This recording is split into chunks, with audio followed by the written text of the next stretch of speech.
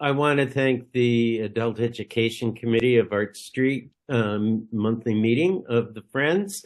My name is Steve Chase. I'm a member of Friends Meeting of Washington and have slowly over the years become increasingly concerned about issues in the Mideast, particularly how to create peace, security, justice, and equality for everyone, Palestinian and Israeli Jew who lives between the Jordan River and the Mediterranean Sea.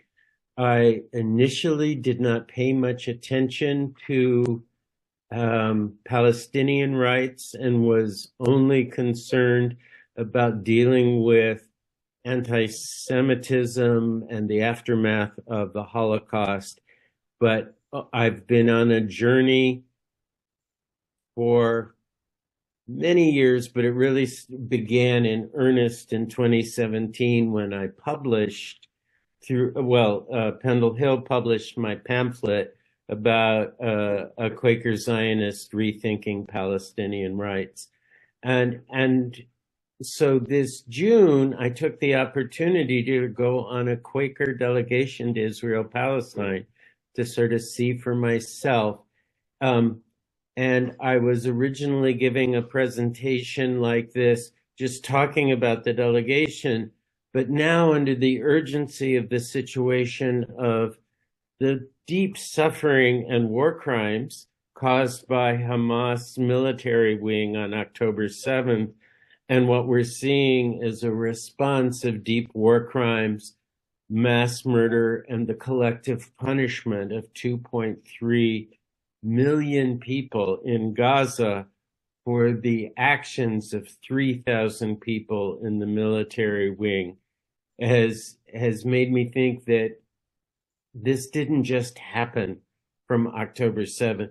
There's a long history, and we need to look at the question of peace with justice. And so I've sort of reframed it on that. But in June, 3 weeks as a member of the Friends United Meeting Service Learning Trip, which is an annual trip, and I'll talk about that more, where we spent a lot of time in the West Bank in occupied Palestinian territories.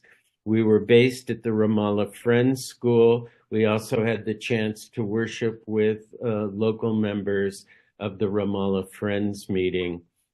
And it was eye-opening. It was the most, I would say, the most gut-wrenching, inspiring, and heartbreaking 3 weeks of my life.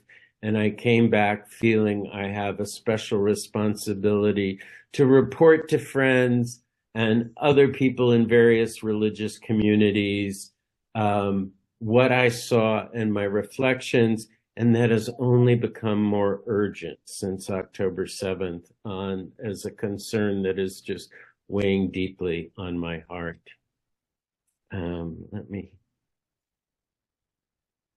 I think before I get into my presentation of what I observed in June, I just want us to take a moment of prayer, lament, and opening our hearts to the suffering that happened among the civilian population in southern Israel on October 7th, and ever since has also been happening at a terrifying, massive scale of mass murder and collective punishment against the Palestinian population of Gaza, as well as humanitarian workers, journalists, and doctors.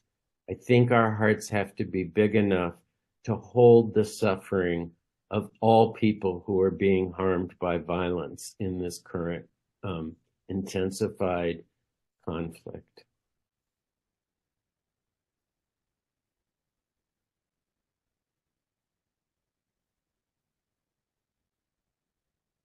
We might have different analyses, even visions or strategies of how to achieve a just peace, but I think we can find some common moral ground.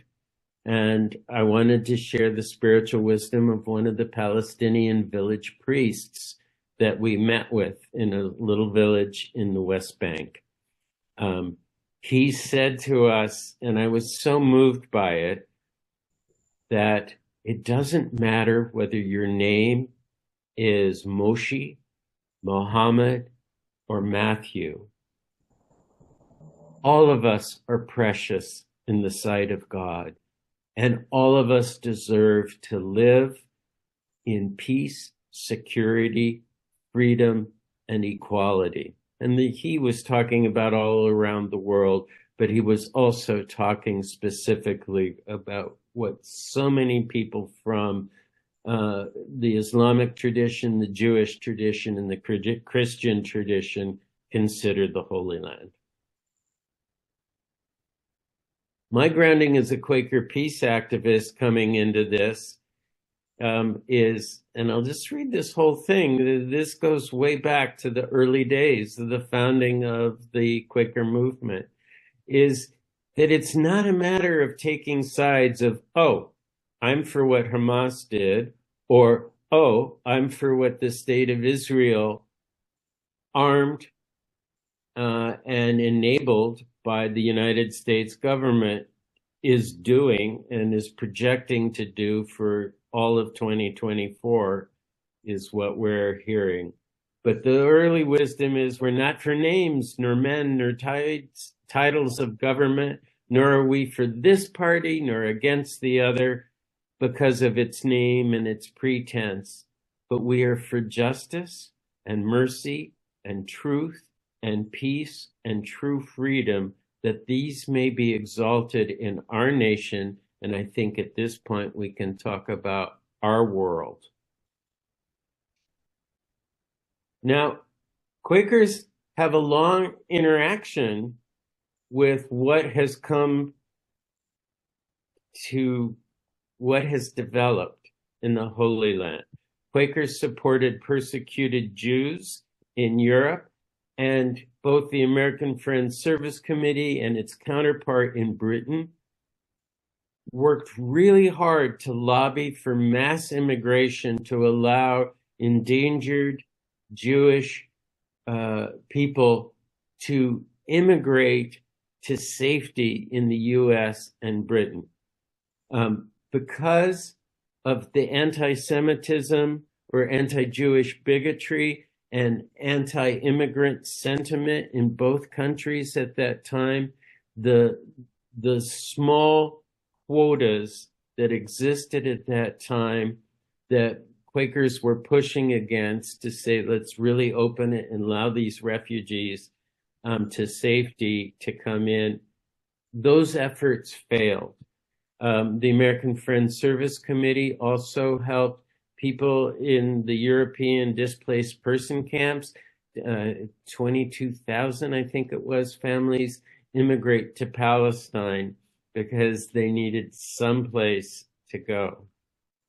But Quakers also have a long history in Palestine that predates the founding of the State of Israel in 1948. I mentioned the Ramallah Friends School, where we were largely based and then doing day trips and a couple overnight trips during our trip. The Ramallah Friends School was started by Quakers both in Britain and America in Ramallah in 1869.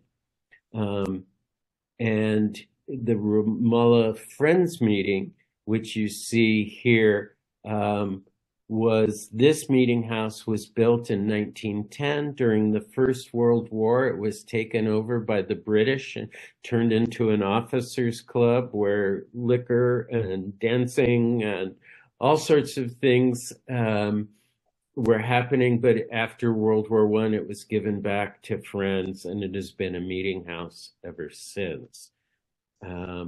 And the other thing is, because of the kind of humanitarian refugee relief work that we did in World War I and World War II, the UN asked Quakers to do, in Gaza, to do refugee work for the portion of the 750,000 Palestinians who were expelled from their homes, their farmlands, and their businesses in 1948 from what became Israel, which ended up being, I think, 78% of historic Palestine.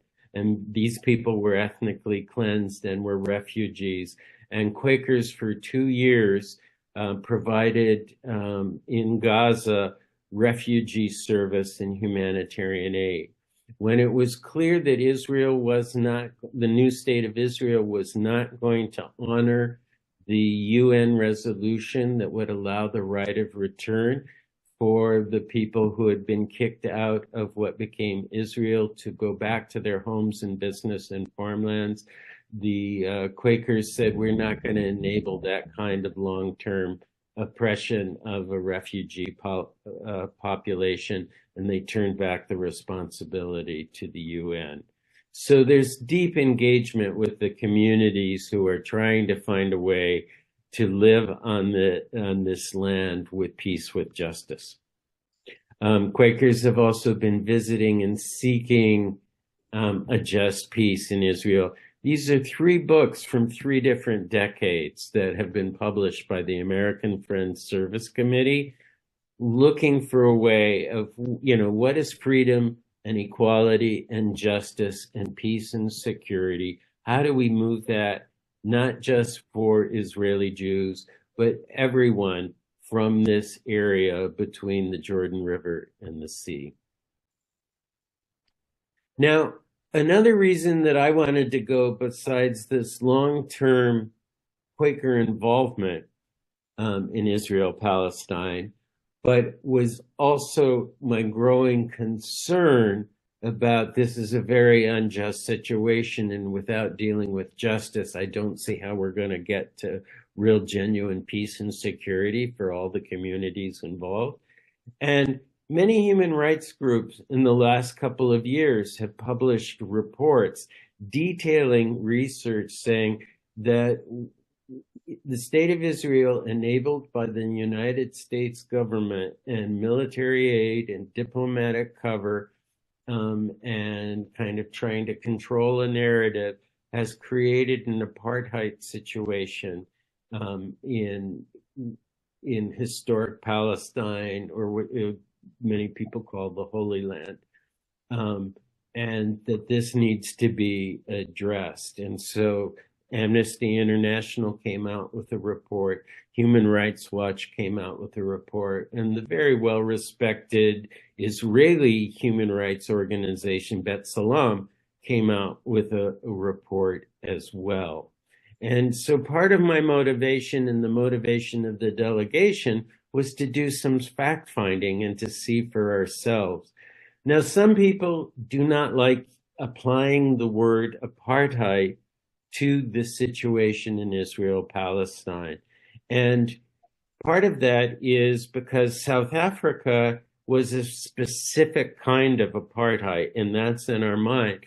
But through international law and conventions that many countries around the world, the majority, have signed on to, there's actually a definition, and there's different varieties of apartheid. But the key thing are these 3 points: an intent to maintain domination of one racial or religious ethnic group over another, a context of systematic oppression by one racial, religious, or ethnic group over another, and inhumane acts. So whether you feel that it's a good idea to apply this word to the current situation that's emerged over time in Israel-Palestine, I would say focus less on the word and focus on these 3 points. Is that operative in the situation? Because if it is operative in the situation, we have to profoundly deal with questions of justice as we move towards peace and security for all. And I also feel a special responsibility to look at this issue because I'm a US citizen. And since 1948, the state of Israel has received most military aid of any other country in the world. And it has had the US veto many, many Security Council resolutions that would hold the state of Israel accountable to international law and UN resolutions. So, but we went to see for ourselves. So this is a picture of our delegation with some local Palestinians from the Ramallah Friends meeting, where we had a wonderful time to worship. This is a map. It's a little old. I mean, it's a useful map, but it has the green under Palestinian Authority. So this map was created before 2006, when Hamas, after winning a plurality in an election, took over Gaza and expelled the Palestinian Authority from administrating the internal works of Gaza. But other than that, it's a pretty useful map. And in the West Bank, where we were largely, we were in Ramallah, we visited Nablus, Jericho, we visited Bethlehem, and we paid attention to what was happening in Jenin and Hebron, and many different villages. We also went to the Galilee region of what's now Israel, and went to the northern border between Lebanon and the state of Israel, and visited a kibbutz that is directly on the border to find out what were conditions there. On the road from Tel Aviv, once we got into Ben Gurion Airport to Ramallah, where we were going to be based at the Friends School, we of course saw the massive separation wall that's militarized, that doesn't correspond fully to the internationally recognized borders of Israel, but actually includes much land under the occupied territories, which is a point of real contention. The other thing I noticed that I didn't expect was this big red sign, which is, and I'll explain a little more soon, about the occupied Palestinian territories are divided into three areas, Area A, B, and C. And I'll just quickly say, Area C is under complete military and civil control of the state of Israel, and that's 62% of the West Bank. Area B is military control by Israel, but civil control and administration by the Palestinian Authority. And then supposedly, and I'll go into this more, Area A is supposed to be under complete security and military control of the Palestinian Authority, as well as the civil. But what's important about this sign, which is on the roads into any major Palestinian city in the occupied territories, is that it's a warning to Israeli citizens that it's illegal for them to visit and get to know people in the cities which are considered Area A. The unfortunate thing of this is that means that Palestinians in occupied territory tend to only interact with what are often very violent and religious extremist settlers and soldiers who are imposing a military occupation that's lasted over 50 years. So that's, that was sort of startling to me. Oops. So sorry for that.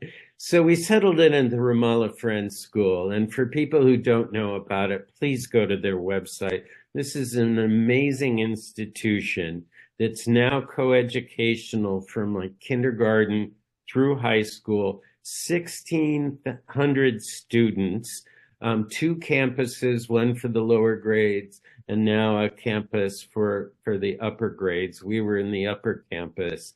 And it has these not these posters, but these pillars all over the campus that are evoking core Quaker testimonies that guide the instruction and the life of this school, which has for years helped build Palestinian leadership and professionals who are working to improve the community there.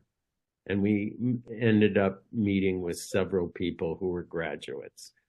Our trip leaders are Max and Jane Carter, who have been leading trips either for Guilford College, a Quaker college in North Carolina, or for, since the mid-90s, annual trips from Friends United meeting.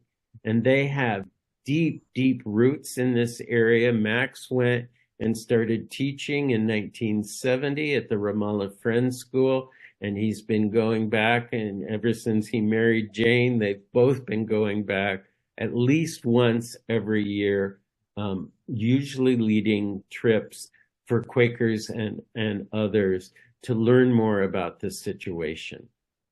Now, it wasn't just meetings and site visits. We did a lot of service work on 3 different mornings for both the upper and lower campus of the Ramallah Friends School. We also had the hospitality in many of the evenings of just sitting around with families of both Friends School graduates, but also Palestinian graduates of Guilford College, the Quaker College. And so that was just being with, ordinary Palestinians with their extended families, and then showing, giving us tremendous, wonderful food. I've never eaten better. And incredible love and hospitality, and the appreciation for Max and Jane was palpable. The third element we did, besides sort of the fact finding, is we did sort of Holy Land things. We went to the Mount of the Beatitudes. We went to the Sea of Galilee and Capernaum. We went to Nazareth. We went to Bethlehem, visited various churches, and sort of walked where where stories from the Bible are talking about Jesus walking. So there were those 3 elements, but I'm not going to spend time now on that. I'm going to go to the question of sort of the political and human rights. One of the early meetings we had, which was the Palestinian Authority Prime Minister, and his view was very interesting. He talked about his huge disappointment that the United States doesn't play a more constructive role. And he even talked about how the Biden administration was the first administration in decades that didn't even pretend to have a peace initiative for Israel-Palestine. And he also talked about how he was sort of just maddened by how after, once Russia occupied 20% of Ukraine, yeah. Yes, I'm sorry, Ukraine, there was this massive response. But even after 50 years of military occupation, there was so little attention to how to create freedom and justice and equality for everybody, including the establishment of a secure Palestinian state with internationally recognized borders that would live alongside Israel in mutual security.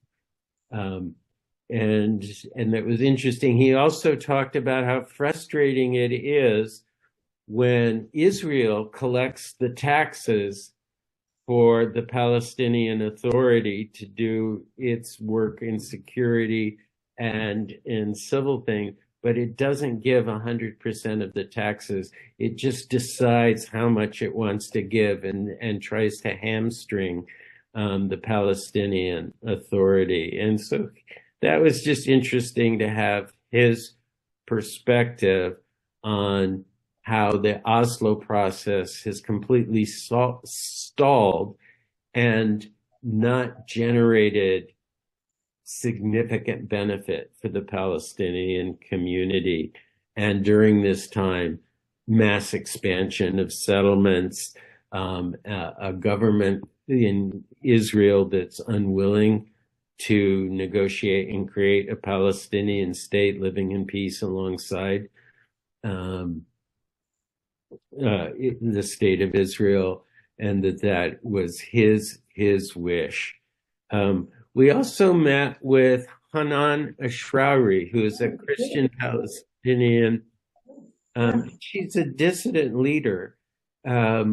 She had worked sort of reluctantly with the Palestinian Authority, but she feels that it's too corrupt and it is too beholden to the state of Israel to fully serve the needs of generating a strategy that would really move Palestinian statehood forward. She was a really interesting character because after the first Intifada in the late 80s, where people in the occupied territories did some very inventive and mass-based nonviolent civil resistance against the occupation, had a chance to be part of an open international diplomatic negotiation for the future of Israel-Palestine. And she was the leader of that initiative, and they were trying to get to final status agreements at the beginning. That was their strategy. And unbeknownst to her, the PLO secretly sent 2 negotiators to Oslo to meet with representatives of the Israeli government. And they created the Oslo Accords, which didn't settle anything about borders. It didn't settle anything about settlements. It didn't settle anything about where the capital of the new state of Palestine would be. And it didn't settle anything about the right of return. It just created a process, but in the midst of that, allowed Israel to continue controlling 62% of the occupied territories completely and massively expand settlements. So she was fairly critical, but she was very critical of the Palestinian Authority's role in this. She was also extremely critical of Hamas and was saying that, there's not that much support for Hamas or for the Palestinian Authority. And she started a capacity building nonprofit that's really pushing social justice, democratization, women's rights, but civic engagement to sort of break through the political logjam and create a third force within Palestinian society. And I found her very, very compelling. And she's a Ramallah Friends School graduate, and her daughters have also gone there. She mentioned some really insightful analysis of what she thought were some of the fundamental problems of the Zionist program, particularly the maximalist Zionist program. And she quoted a quote that I had heard before from Moshe Dayan, the Israeli Minister of Defense from 67 to 74. So he was the Minister of Defense when the military occupation first began of the rest of historic Palestine, the 22%. This would be occupied East Jerusalem, the occupied West Bank, and at the time occupied Gaza. And what he said in a speech to a largely Israeli Jewish audience, but rhetorically, he was speaking as if he was talking to the Palestinians who had now just come under military occupation.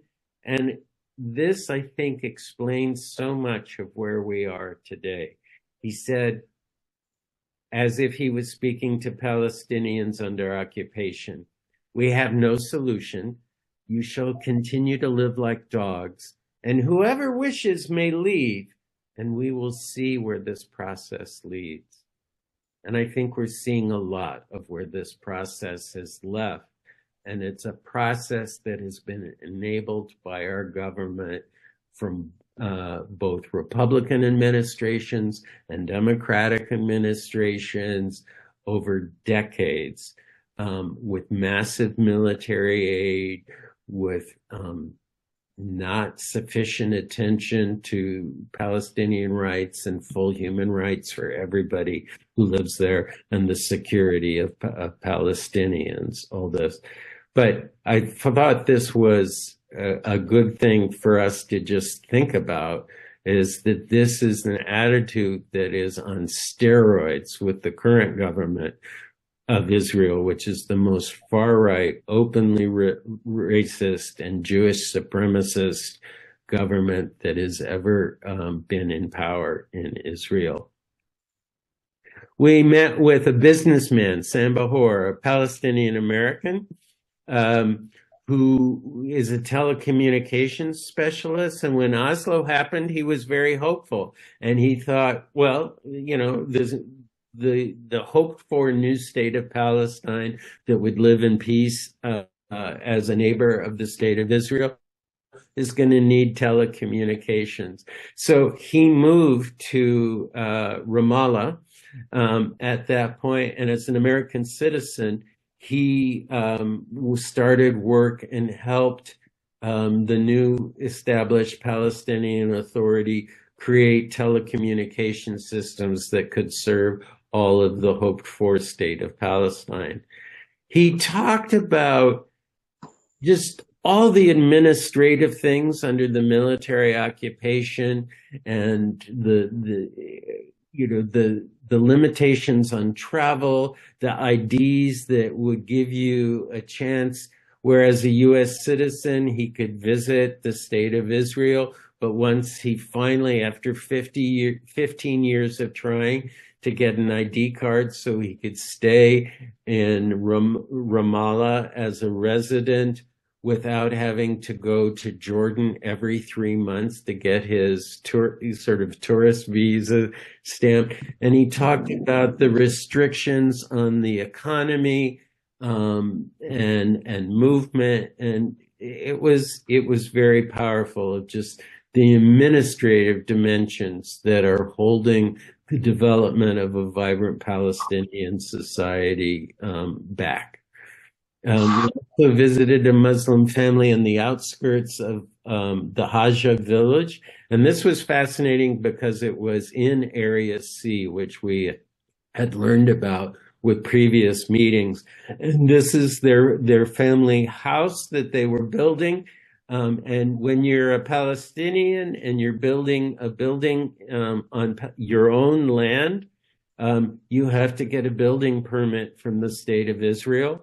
And it was denied. They built the first floor, and they were told if they finished the second floor that you could see here, if one more brick was added, the entire house would be demolished. This happens all the time in Area C, which is 62% of occupied Palestine. Across the road was a house that had been destroyed 5 times, but in a form of just quiet civil disobedience, the owner of that house rebuilt it time and time again, and they're waiting for when it'll be destroyed again. One of the visits we had that sort of gets to the administrative problems that happen under military occupation is an organic family farm called Tent of Nations. I think it's about 100 acres. They have fruit trees, olive trees. They have some animals. And it's an organic farm. It involves volunteers, both from Palestine, but international volunteers to help do it. You'll see here where the van is that the road to the farm has been blocked by the settlers, where you can see the wall of the settlers behind there. And so we had to get out of the van, climb over that barrier, and walk about a quarter mile to get to the farm. And we listened in this cave that was dug by this man's grandfather. The Nasser family has owned the farm for over 100 years. And once they bought it, they registered it with the Ottoman Empire. Then in, I think, 1917, when the British Mandate came to power, they registered it with the British Mandate. In 1948, after the British Mandate ended, and they were in the Palestinian territories, it was administered by Jordan, and they registered their property with Jordan. In 1967, when the military occupation happened and this area was being administered and controlled militarily by the state of Israel, they applied again to have it registered. Israel to this day has not allowed that registration to stand. He's gone to court many, many times. He has spent thousands upon thousands of shekels to pay for lawyers to do this. And so his family's legal rights to the land that has been in the family over 100 years is not legally recognized yet by the state of Israel. They are not allowed to hook up to a water system. They have to use wells or bring water in. They're not allowed to build new buildings, and they are not allowed to hook up to the electric grid. So they've been donated solar panels. They do have a well, and have dug these caves and have built some buildings, often under the cover of trees. They are a Christian Palestinian family that believes in peace and nonviolence. And they have had settlers. There are 5 settlements on hills all around this. And they've had settlers come on the land who are armed, who have burned some of their crops, who have yelled at them saying, "We will get you out of here. You do not belong on this land. This is the land only for Jews." And they have been fired at with guns. And these are really tough stories. And this is just a picture of, in the background, some of the settlements around them, this organic farm. And the reality is settlements are everywhere. It has grown now to be getting close to 1 million Israeli settlers on occupied Palestinian land. These settlements use 3 times on average the amount of water. They're easily hooked up. It's not rationed in the way that Palestinian water is rationed. They are lovely communities, as you can see here on the right. At least 30% of the settlers are very ideological Jewish supremacists who don't believe that Palestine should exist or Palestinians should be anywhere in the Holy Land, and that they are armed. And what we heard was they are often very, very dangerous. We had a meeting with Shadi Khoury that I think is very instructive. He's a student at the Ramallah Friends School, and he was abducted, I guess it's close to 2 years ago, by Israeli soldiers. 40 of them raided his home in the middle of the night, pointed guns everywhere at his grandmother, his parents, his siblings. They dragged him out of his bedroom and beat him outside the house and then took him to a prison. For a long time, they didn't charge him. In the state of Israel, in the occupied areas, they can capture children and others and not charge them, but hold them under administrative detention. We heard a lot from the faculty about Shadi as this amazing kid. He certainly impressed us. And he was tortured while in prison. He was beaten for singing a Christian hymn at one point to keep his spirits up.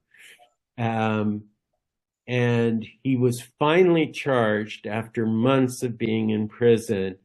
And when he went to the trial, the one witness against him, and the charge was that he vandalized a car at an anti-occupation demonstration. He says he didn't do it, but let's just assume for a moment he did and think about what he's had to live through in terms of the raid, being beaten, having bones broken, and in prison for a long time. But the witness against him, a 15-year-old, who is the only witness who said he saw Shadi harm the car during the demonstration, recanted his testimony, said that he was beaten and threatened by Israeli authorities unless he would give false witness against Shadi. Now, you would think that once that happens, Shadi would be released and free. He was released, but he's under house arrest, even though there's no evidence that he did this. And so he can only be at home or go to school now, but he can't go anywhere else, or he can be rearrested and thrown in prison again. One of the things that was so moving to me, and it's just even still to this day hard to talk about, is this man, Bill, who was sitting next to him, said, how did you live through this, and how did you keep your hope up? And Shadi said, well, I got off better than George Floyd.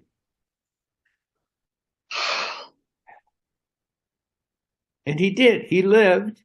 He can go to school, but he's a teenager that he's probably the best soccer player of his age group in Palestine. And he now, because of the house arrest, can only practice once a week. He can't play games with his friends in his neighborhood to practice. He can only do the once a week practice at school. He also said to us that his experience is not unusual, that it happens to lots and lots of Palestinian children. When I got back in July, just a few weeks after I got back, the Save the Children International did a research report, and it totally backs the claim that about 500 to 750 children are captured every year and imprisoned. Many of them are threatened with harm. Many of them are beaten. Some of them are sexually abused in prison. A high percentage of them are taken out of their homes at gunpoint in the middle of the night. And this has been detailed and documented. So Khadi's situation is emblematic of a much bigger problem of the injustice of the military occupation. And we got another taste of this is after our first night together there, and after we met with Shadi, we woke up early in the morning, like around 5, hearing explosions and gunshots. And we heard that it happened within about 3 blocks of the lower school. And so after our service learning and the service work in the morning, we went and visited the principal of the school, and she talked to us, and she broke down in tears, and she was explaining that there was a house demolition 3 blocks away in Ramallah, which is Area A, that's supposed to be covered by the security of the Palestinian Authority. And that 100 soldiers from the IDF, the occupation military force from Israel, came into the town, blew up an apartment of a person who is being held as a suspect in a bombing a couple years ago, but blew up his family's home where he doesn't even live anymore. He had a separate place. But she said her son, a teenage son, was in the restaurant underneath the apartment that was blown up when that neighborhood was invaded. And he hid in that restaurant under a table for hours as the 100 soldiers were around. There was some shooting. He finally came out, put his hands up in the air, and screamed, "I'm a Christian Palestinian and I just want to go home."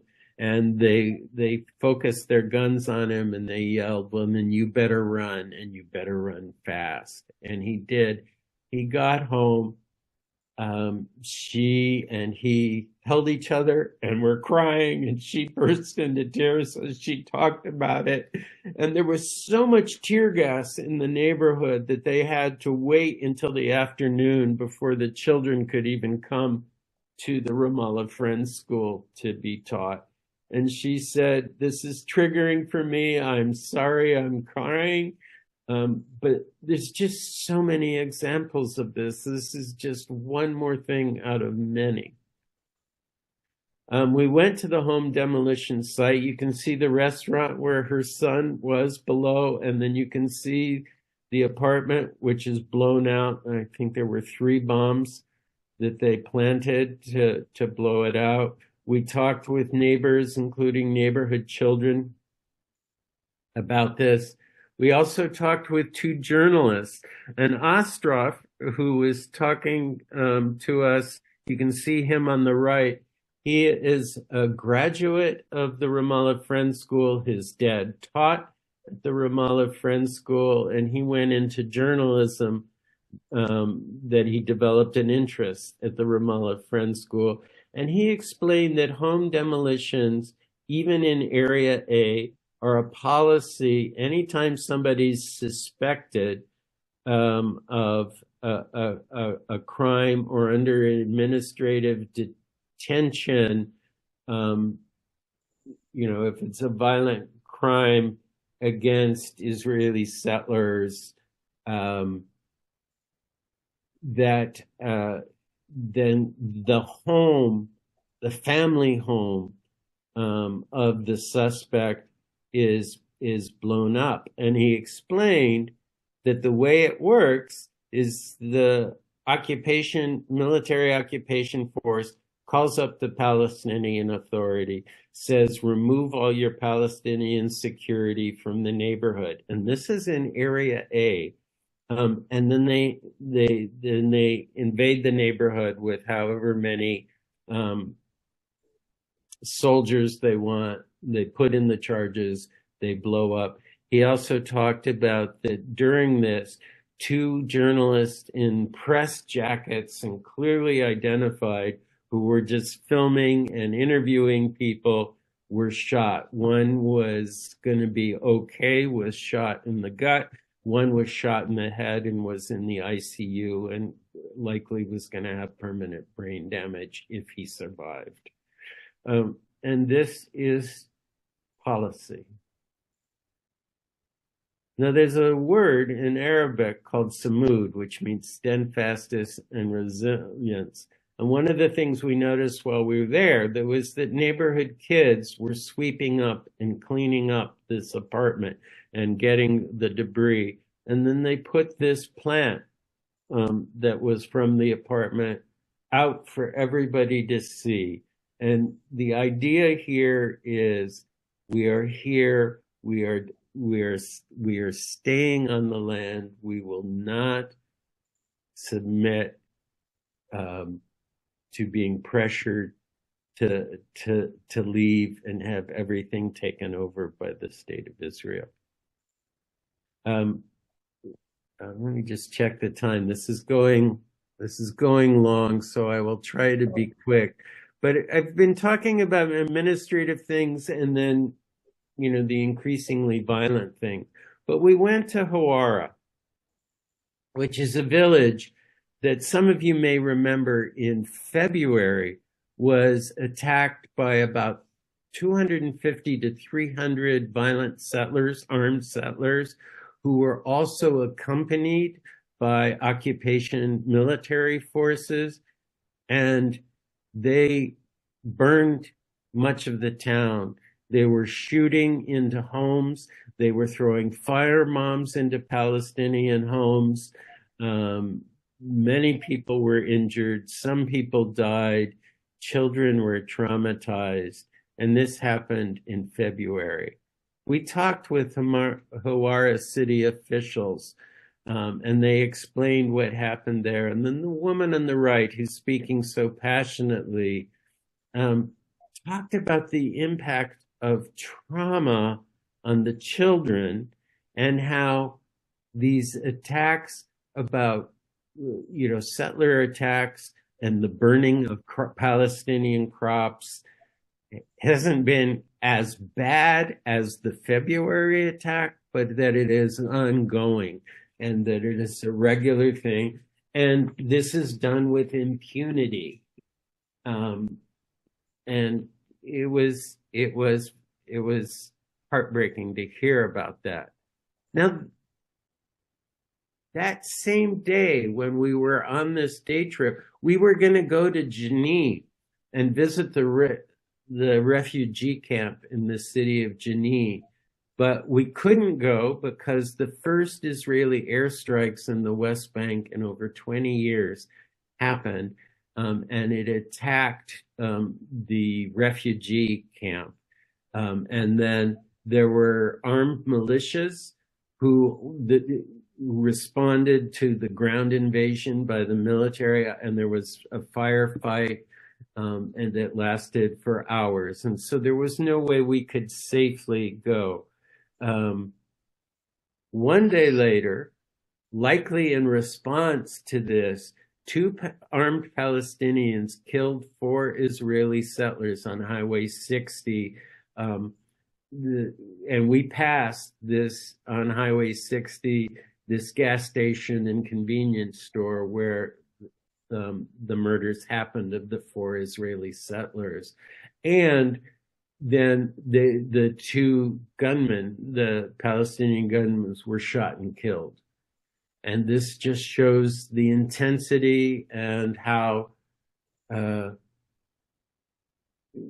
Prime Minister of Palestine lamented that funerals beget funerals, and there's a cycle of violence that happens. And so this was painful news for us after the painful news of the day before. The next day after that, we met with Mustafa Barghouti, who is the head of the Medical Relief Society of Palestine. He's a medical doctor.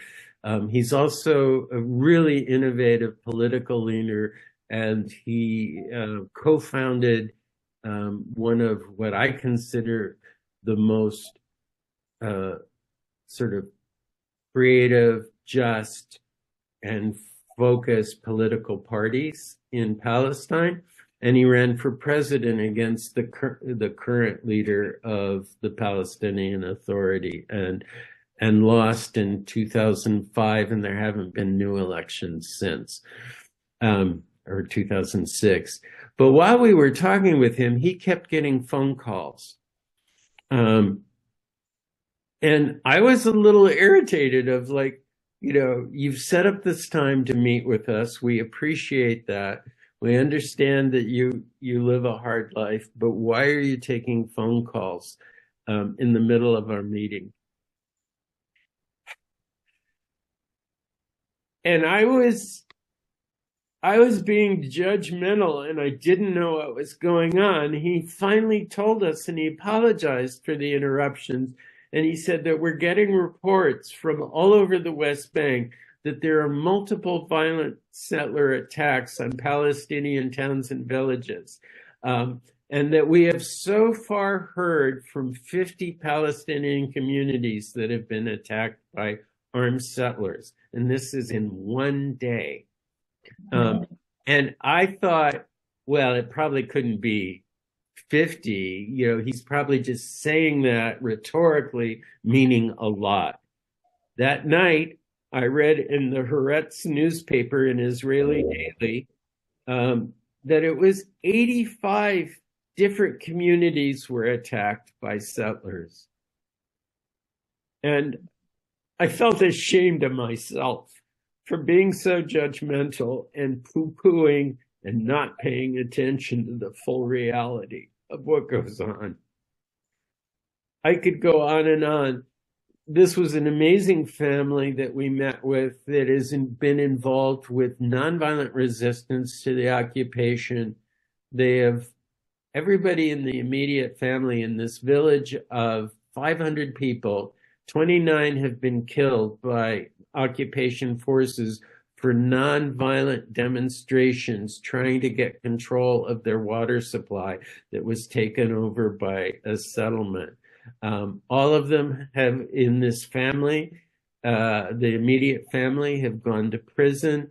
We talked with both Nariman and Basil. She had just been beaten at a demonstration by a rifle butt into her head, and she was swollen. And her husband, Basil, talked about the 9 times he had been in prison for doing nonviolent resistance against the occupation, and how in the 90s he was tortured while he was in prison.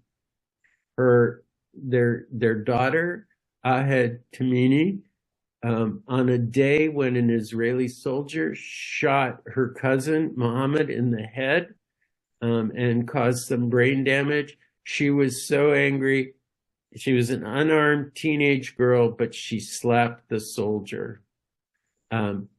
He did not spend any time in prison for shooting her cousin. She spent 8 months in prison for slapping him in the face and yelling at him for shooting her cousin. I know this is going on and on, so I'm going to just kind of edit this and move quickly. One person I wanted to share is this is the first Palestinian woman who has been ordained as a minister in Israel, Palestine. And she serves both in the occupied Palestinian territories, and she is also in a Church of the Redeemer, a Lutheran church in Jerusalem. But she told a story that I was also critical of. She talked about how her family moved to the occupied territories in fear for their lives in 1948, and how they still had what she called go bags that were packed in case that she was going to be pushed out of even occupied East Jerusalem, where she lived. And I, again, in that naive sort of, oh, well, I can understand historically why she might be worried, but that's not a real concern today. Later that week, Haaretz again reported that Benjamin Netanyahu, the prime minister of the state of Israel, in a meeting with his ministers, it was leaked that what he said is that 20 battalions of the IDF have been specifically trained to go, and this is a quote from the paper quoting Benjamin Netanyahu, is to go to all-out war to the Palestinian citizens of Israel, which make up 20% of the Israeli population. All-out war at a moment's notice. And so this notion of what she and her family were protecting themselves by being prepared to run again if they needed to is not weird. It's not fanciful. I completely misunderstood the situation. They do live under threat. Oh, there's so much I would like to share with you. This is at a kibbutz on the Lebanon border. This is an amazing community, which it's one of the few communities where Palestinian Israelis and Jewish Israelis live together as equals, and intentionally, it's about 150 families.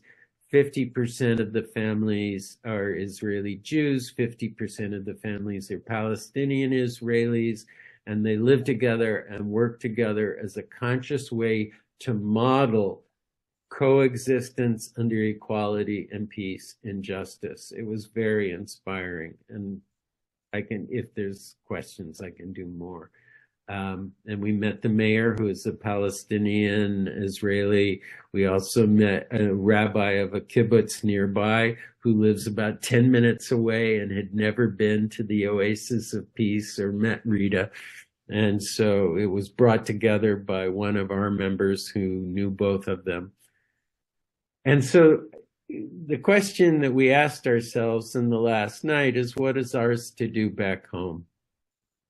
And part of it is simple. Well, we're all raising money for the Ramallah Friends School, but there's more general three key things: is educate our congregations, communities, and country about the problems of the US-backed Israeli apartheid system and its being an obstacle to a sustainable peace. Lobby to change US foreign policy that would actually be a genuine concern for human rights, peace, and diplomacy, instead of massive military aid and enabling a system that's at least akin to apartheid, if not meeting the full legal definition of apartheid under international law. And to support all nonviolent civil society efforts in Israel, which there are many, in Palestine, which there are many, in the US and around the world, which there are many, that are pushing for peace, justice, and equality for everyone living between the Jordan River and the Mediterranean Sea. We also talked about the Apartheid Free Communities Initiative it's an interfaith initiative in the United States that's being administered by the American Friends Service Committee, is something that all of our congregations and meetings should consider joining to be part of an anti-apartheid movement to create real freedom and justice for all in Israel, Palestine, and seeing that as moving towards peace. And this is the pledge that people take, and then they figure out together and with the larger network of apartheid-free communities how to live in to this pledge to move towards real justice for all. So I got back, and then in October, the military wing of Hamas attacked southern Israel. And out of the 1,200 killed, 800 were civilians. It was incredibly brutal. Captives were taken into Gaza. The Israeli military had knowledge that this plan was being thought about for a year, but didn't take it seriously. had moved 31 battalions of the IDF that had been on the border into the occupied West Bank to defend violent settlers who were doing pogroms against Palestinian communities in the West Bank. So they weren't prepared, and they hadn't developed a plan to deal with this. So Hamas has huge moral responsibility for what happened that day, but it was a huge security failure that could have been so much more prevented the death and destruction that happened. And so that's responsibility that both the U.S. enablers and Israel needs to take some responsibility for as well. But what would have been a most moral and strategic response to the Hamas attack? And I think from scripture, it's turn from evil and do good, seek peace and pursue it. And what would it mean in this very tough situation? I think it means several things. One is stop the immediate threat of Hamas military wing. And while I am pacifistic, I think that a government can have a real responsibility to do military self-defense. I don't have a big problem with the Iron Dome missile defense system. I don't have a big problem with the Israeli military pushing back the militants and stopping them from killing innocent civilians. I think that's legitimate self-defense. I think grieving and deliberating and considering carefully what would avoid the world seeing Israel's response as bad or worse than the Hamas attack, and to win and maintain world support and sympathy. Negotiate with third-party help for hostage and prisoner exchange.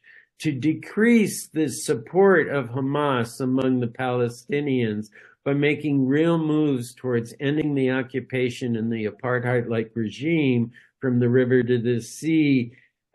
So there's a horizon of hope, and there's a horizon of a more democratic and secure future for Palestinians, which could drive up some of the rage and the desire for vengeance and the desperation of anything improving that helps feed support for Hamas. Negotiate with, and there's different percentages, but certainly before this happened, 80% of Palestinians didn't support Hamas. And so utilize those folks and build with them to create a just peace.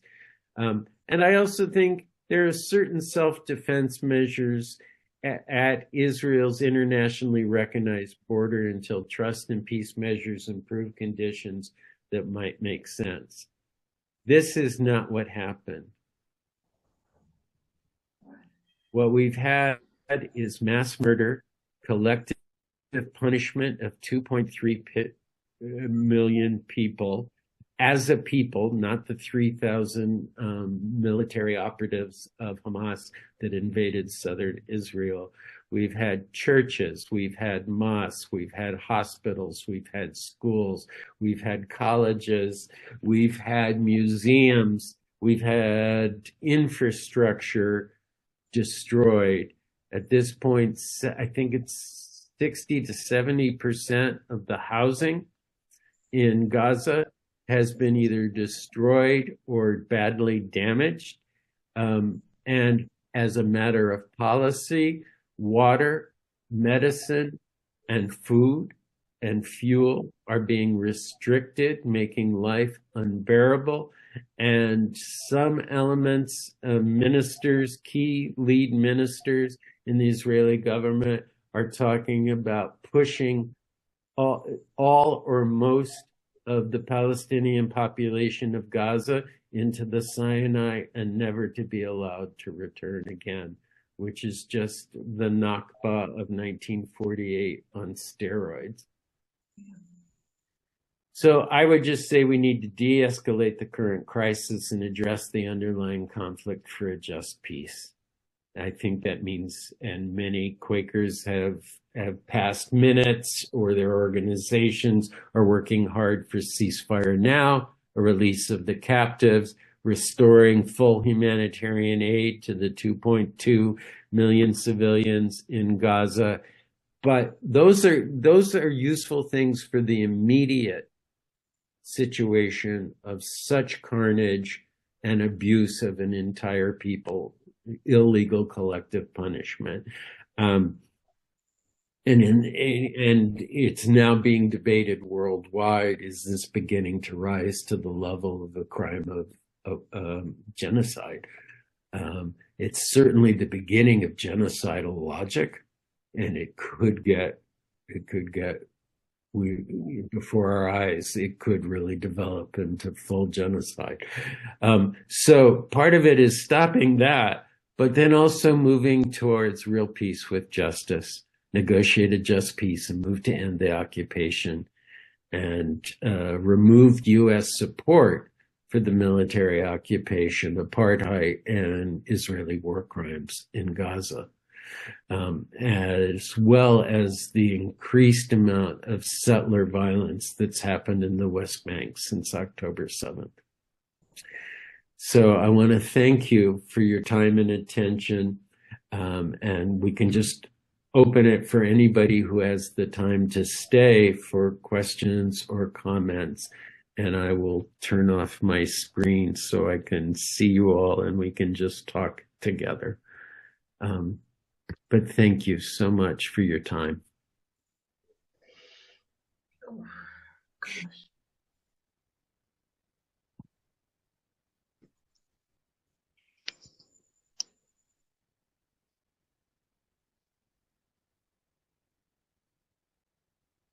Steve, do you know of any organizations working for a two-state solution? Yeah, well, there's a number, like Mustafa Baghardi in Palestine. That's part of their political program, and Hannah Ashrari's organization is doing that. There is a group called Standing Together that is made up of Israelis and Palestinians who want to push, end the current violence and push for real coexistence that would have equality for all. The Boycott, Divestment, and Sanctions movement, which is an international movement that models itself on the international campaign that helped South Africa end its apartheid system, is working internationally to have Israel become accountable under international law for the right of return, ending the occupation. And its long-term goal is the two-state solution. When we talk to people in Palestine, there was a sense that the two-state solution might be the best way forward now. They didn't necessarily see it as the most just.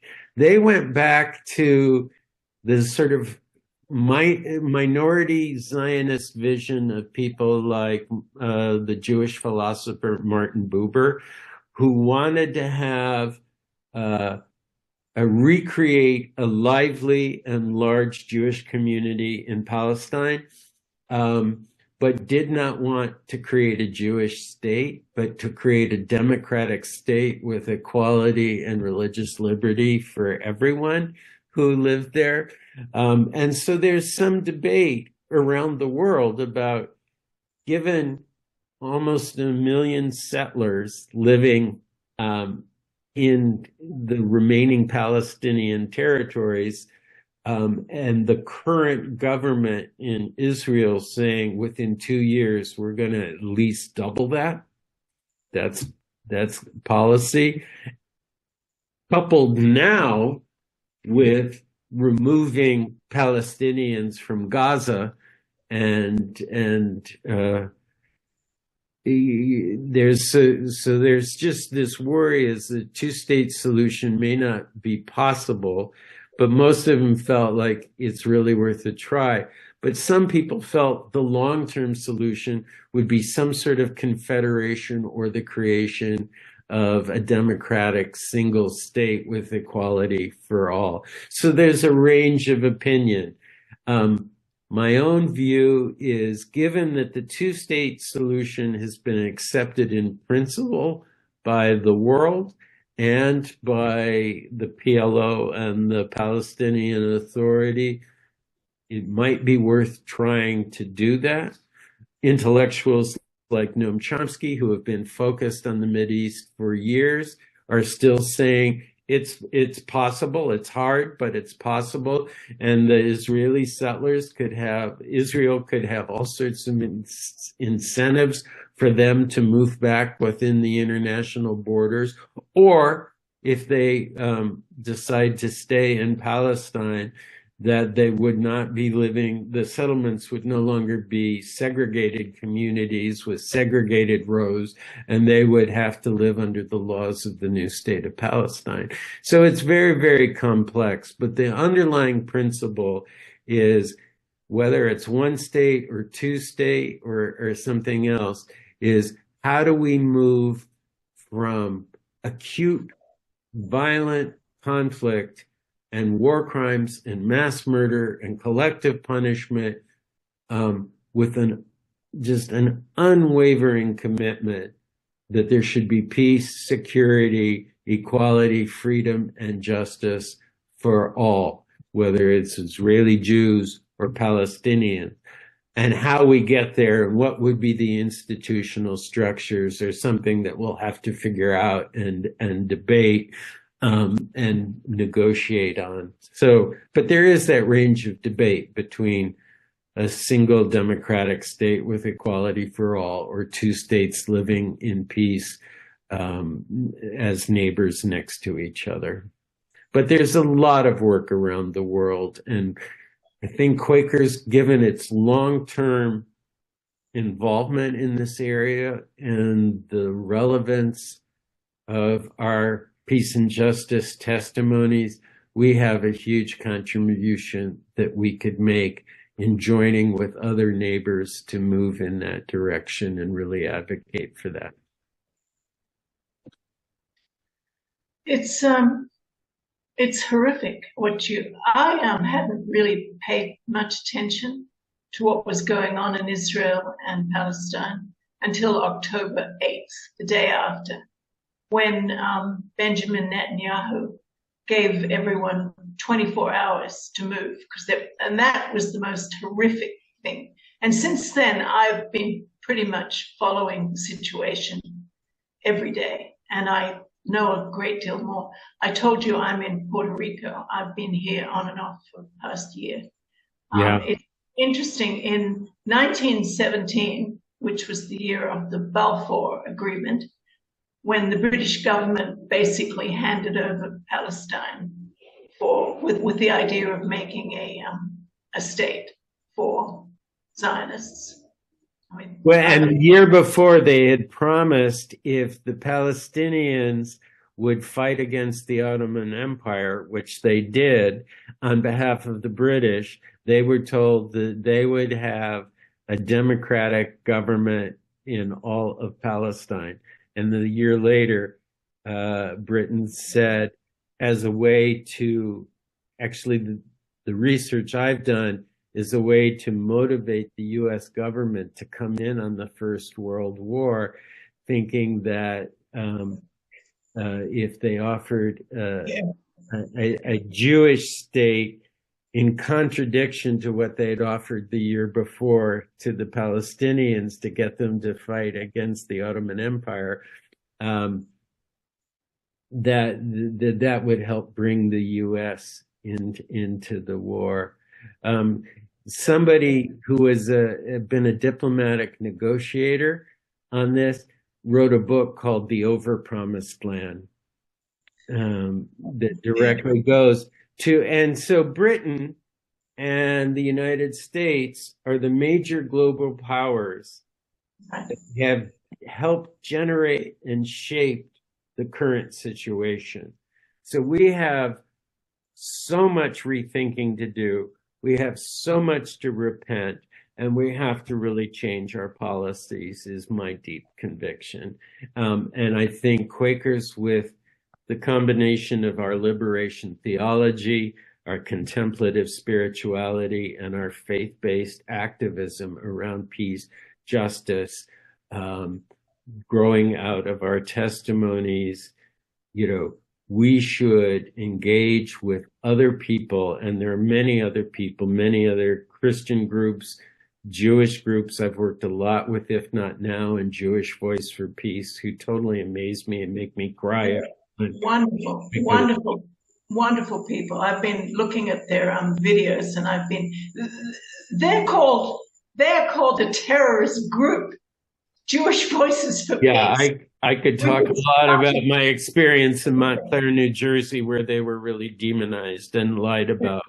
Absolutely shocking. And for people who want a little more information, there's a lot of good stuff for the background before October 7th.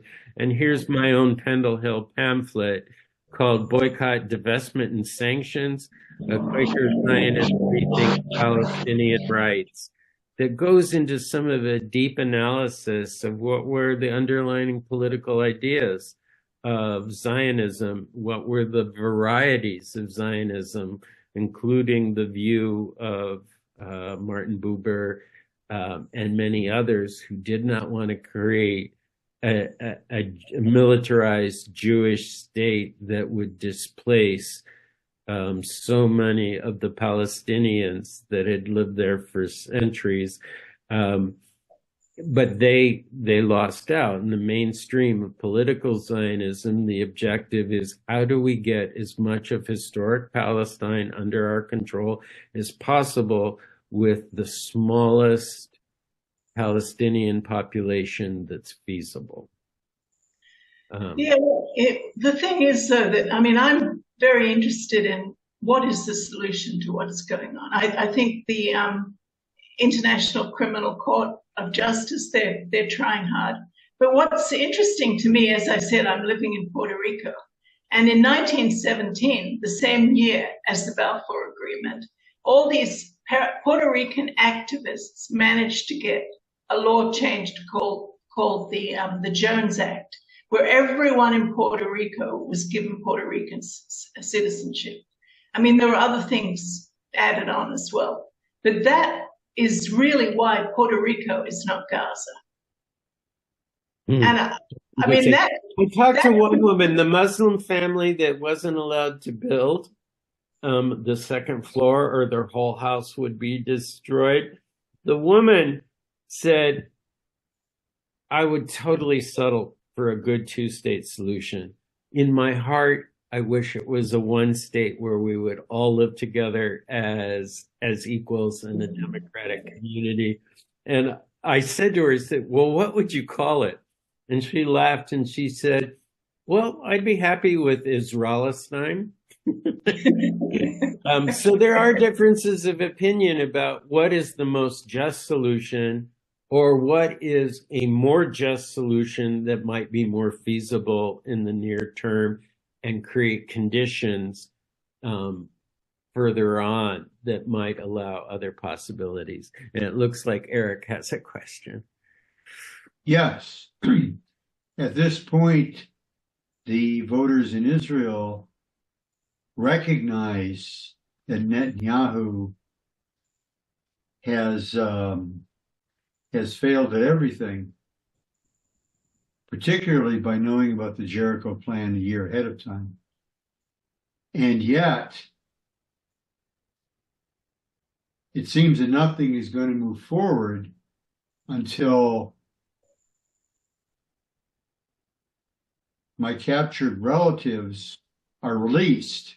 I think that is the absolute first necessary step before anything can be resolved, even before it's possible for the Israeli public to get rid of Netanyahu. what do you think from the people you know in Hamas will succeed in getting them released other than the full might of the IDF? So my thought on this is that the families of the hostages, they're one of the largest peace forces, the most potent peace force within Israeli society. Many of them think that the current policy is endangering their loved ones, and they're calling for negotiated release. And, there was some success with that with the first partial cessation of hostilities for the week. And they're actually advocating an all-for-all situation because so many Palestinians, and since October 7th in the West Bank, they released, what was it, 250, I think it was, in exchange for the 100 hostages in Gaza. But in the same period of time, they've imprisoned 4,000 more people, Palestinians in the West Bank. So, and it's very difficult right now because, Netanyahu's popularity is about 15%, but there's a massive, with a few exceptions, there's a massive agreement with the current policy of collective punishment as just, we're forced to do that. There's no other way. I think there's other ways that would be not counterproductive to Israeli security the way the current policy is, and would respect the preciousness of human life. But it's very difficult in Israel now. An Israeli history teacher of high school put on Facebook about 3 weeks ago just an expression of concern and empathy for the civilian suffering in Gaza. He lost his job and he's now in prison for expressing on Facebook empathy for Gazan civilians. So it's a tough situation, and many people in Israel that we did talk to, because we talked to people in the peace camp, feel like Israel is not capable at this point of acting rationally and justly all on its own, and it really needs intervention, in a sense, by the international community. And that's where, given the US having so much of a role in this, has power to play. And when Biden went to the church and gave a recent speech, he said, "I'm doing everything I can." But his rhetoric has shifted, and he's becoming better on rhetoric, but his policy is not only will we continue to give you $3.8 million every single year, we're going to add to that this year $14 billion, and there are no red lines. It's unconditional. You can do whatever you want. That's the policy the U.S. is taking towards the state of Israel. So my original question, however, was, how do you persuade the people you know in Hamas to release our people? I think nothing is going to move until Hamas does that. Well, I agree. Are they more likely or less likely to do it with, the success in releasing people has come through negotiation. What's happening now is making it less likely that new people are going to be released. It endangers them more. So it's not a productive way to get there, in my view. But I do agree with you. It would make a huge difference. And, it's morally as well as strategically, it's an imperative to work towards. I do think that the diplomacy and the cessation of hostilities helped leverage the 100 people who did get out. and we should continue along those lines until we get everybody out. So I do agree with you. I think that would help. But I think the military policy currently, given public opinion in Israel and having the US say you have complete impunity to do whatever you want, and we will fund it. I mean, when you think about the list of munitions that have rained down on Gaza, those are US bombs that we have provided. And we have a moral responsibility to address that and try to find a better way, is my conviction. And I think that's just sort of this strong conviction that emerges out of our faith tradition since the 1600s. Yeah. Terrible situation. Well, thank you very much. I have to sign off, but I found this very, very interesting and informative, and God bless you, and your work is really a wonderful thing. So thank you. Thank you so much, Rich. So we went way over time of what you suggested. We're about a half hour over. I'm certainly willing to stay a bit longer if there's other questions or comments, but I don't know what, Lois, since you're running the show. Do you have any concluding remarks you'd like to make before I cut off the recording? Sure.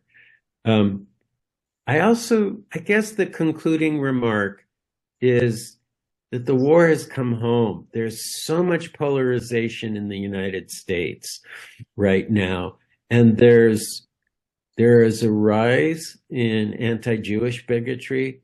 There is a rise in tremendous violence against Palestinian Americans and Arabs. And I think the other thing we can do besides working directly on changing U.S. foreign policy towards Israel and Palestine is to work to strengthen our own communities and sense of solidarity and the justice for everybody, and to defend free speech.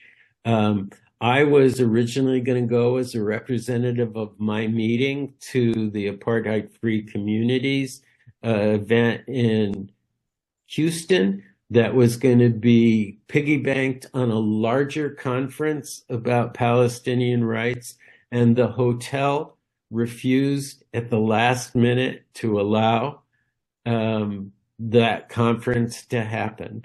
When I went to speak to Montclair, New Jersey, I was canceled at a Unitarian church because of pressure, saying it would be like Hitler speaking in a church, that I would be doing hate speech, and it was sponsored by Jewish Voice for Peace, which is a terrorist organization.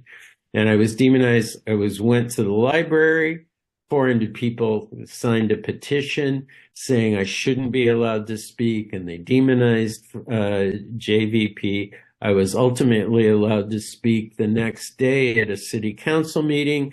This same group of about 400 people in the community tried to get the library board fired at a city council meeting for allowing me to speak about peace with justice and give the presentation that I just gave you all. So we also really need to stand up for the rights to free speech and to not allow the conflation of anti-Jewish bigotry with legitimate criticism of the human rights record and now the military policy of both the United States and Israel against Palestinians. Those are two separate things.